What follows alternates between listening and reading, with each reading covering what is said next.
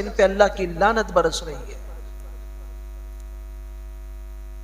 یہ تعارف جو قرآن کروا رہا ہے، یا ایھا الذین آمنوا لا تتخذوا اليہود والنصارى اولیاء، ایمان والو یہود و نصارہ کو کبھی دوست نہ بناؤ۔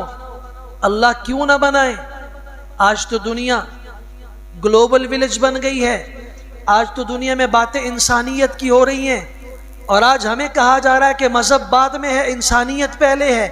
آج ہمارا مسلمان بھائی، ہمارے ساتھ کھانے پینے والا، ہمارے پیچھے نمازیں پڑھنے والا، مسلمانوں کے گھروں میں پیدا ہونے والا، اسکول کالج کی تعلیم سیکھ کر کسی سے ملحد بن کر یہ کہتے ہوئے سنائی دیتا ہے انسانیت سب سے پہلے ہے، مذہب بعد میں ہے۔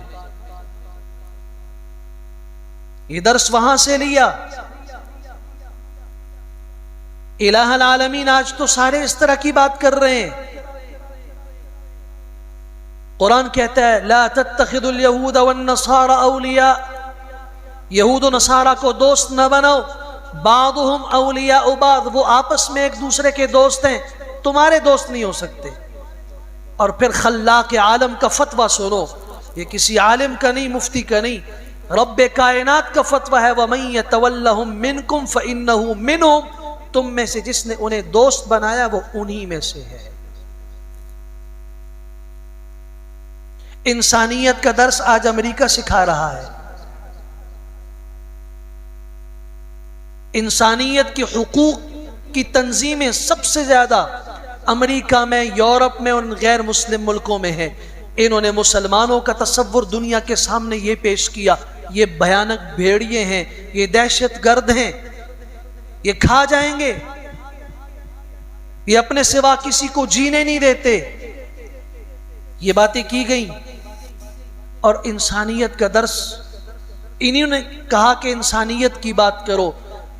یہ آپ سے یہ کہنا چاہتے ہیں کہ تم ہماری نظروں میں انسانوں کے برابر بھی نہیں ہو۔ ہم انسانوں کے حقوق کی بات کرتے ہیں، لیکن تم تو انسان نہیں ہو۔ کیا فلسطین کے مسلمان انسان نہیں ہیں؟ کیا وہاں کے بچے انسان نہیں ہیں؟ کیا افغانستان میں جو امریکہ نے حملہ کیا اور ایک عرصے تک 98 سے لے کے اب جا کے 2018-19 تک یہ جو حالات رہے 20 سال سے زائد، کیا وہ انسان نہیں تھے؟ کیا بوسنیا کے اندر 16 لاکھ مسلمانوں کو اجتماعی قبر میں بلڈوزروں کے ذریعے، کرینوں کے ذریعے پھینک دیا گیا، ان پہ اوپر مٹی ڈال دی گئی، وہ انسان نہیں تھے؟ کہ آج بھی ہندوستان کے اندر 30 کروڑ کے رہنے والے مسلمان وہاں آج بھی کبھی احمد آباد میں، کبھی گجرات میں، کبھی کہاں، جب ان کا جی چاہتا ہے وہ مسلمانوں کے گھروں کو آگ لگا دیتے ہیں۔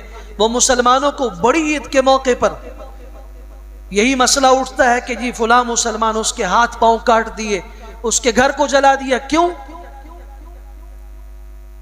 اس کا قصور صرف یہ ہے کہ اس نے گائے کو ماتا نہیں کہا۔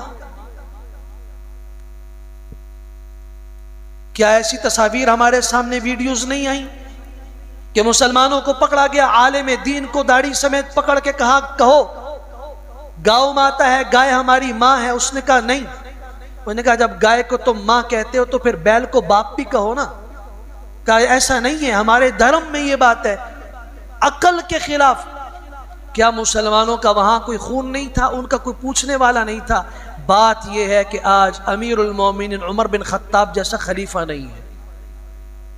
خلافت کا نظام جب سے امت مسلمہ سے اٹھا اور جمہوریت کی لعنت کی دلدل میں امت کو ڈال دیا گیا، جہاں عالم دین کا ووٹ ایک عام آدمی کے ووٹ کے برابر ہوتا ہے، تو وہاں گدھے اور گھوڑے کی تمیز نہیں رہتی، وہاں انسان اور انسان کی تمیز نہیں رہتی۔